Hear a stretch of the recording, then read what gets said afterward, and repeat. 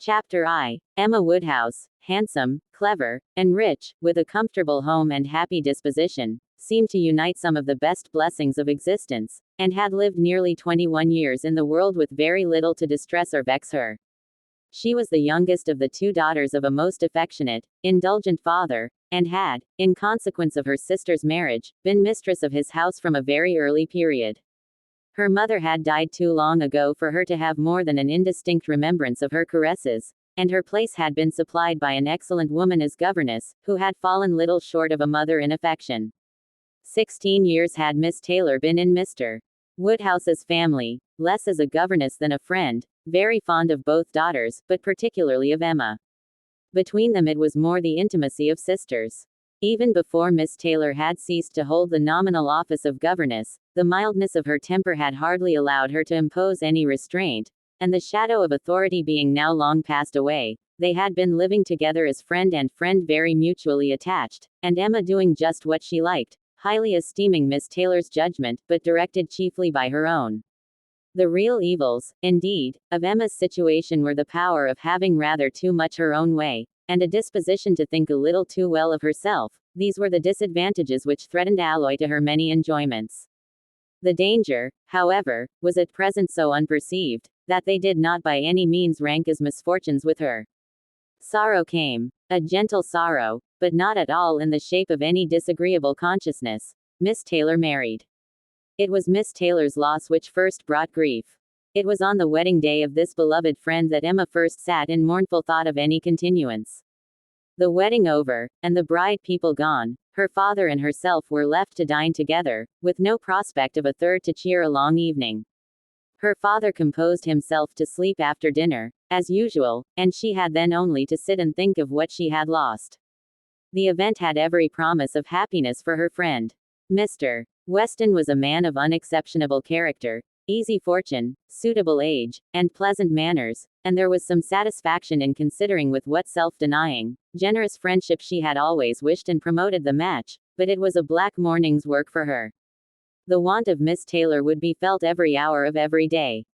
She recalled her past kindness, the affection of 16 years, how she had taught and how she had played with her from 5 years old, how she had devoted all her powers to attach and amuse her in health, and how nursed her through the various illnesses of childhood. A large debt of gratitude was owing here, but the intercourse of the last 7 years, the equal footing and perfect unreserve which had soon followed Isabella's marriage, on their being left to each other, was yet a dearer, tenderer recollection. She had been a friend and companion such as few possessed. Intelligent, well-informed, useful, gentle, knowing all the ways of the family, interested in all its concerns, and peculiarly interested in herself, in every pleasure, every scheme of hers, one to whom she could speak every thought as it arose, and who had such an affection for her as could never find fault. How was she to bear the change? It was true that her friend was going only half a mile from them, but Emma was aware that great must be the difference between a Mrs. Weston, only half a mile from them, and a Miss Taylor in the house, and with all her advantages, natural and domestic, she was now in great danger of suffering from intellectual solitude. She dearly loved her father, but he was no companion for her. He could not meet her in conversation, rational or playful. The evil of the actual disparity in their ages, and Mr. Woodhouse had not married early, was much increased by his constitution and habits, for having been a valetudinarian all his life, without activity of mind or body, he was a much older man in ways than in years, and though everywhere beloved for the friendliness of his heart and his amiable temper, his talents could not have recommended him at any time. Her sister, though comparatively but little removed by matrimony, being settled in London, only 16 miles off, was much beyond her daily reach, and many a long October and November evening must be struggled through at Hartfield, before Christmas brought the next visit from Isabella and her husband, and their little children, to fill the house, and give her pleasant society again.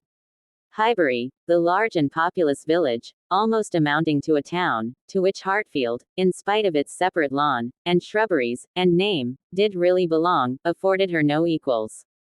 The Woodhouses were first in consequence there. All looked up to them.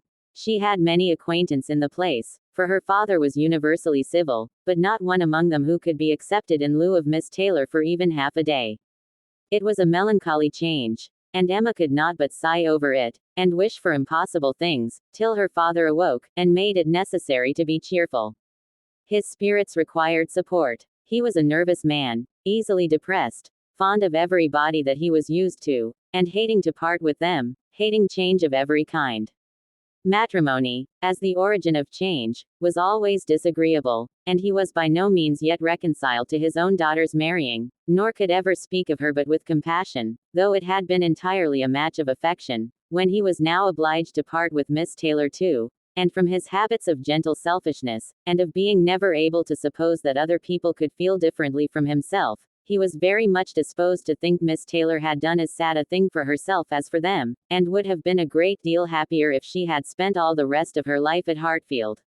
Emma smiled and chatted as cheerfully as she could, to keep him from such thoughts, but when tea came, it was impossible for him not to say exactly as he had said at dinner. Poor Miss Taylor. I wish she were here again.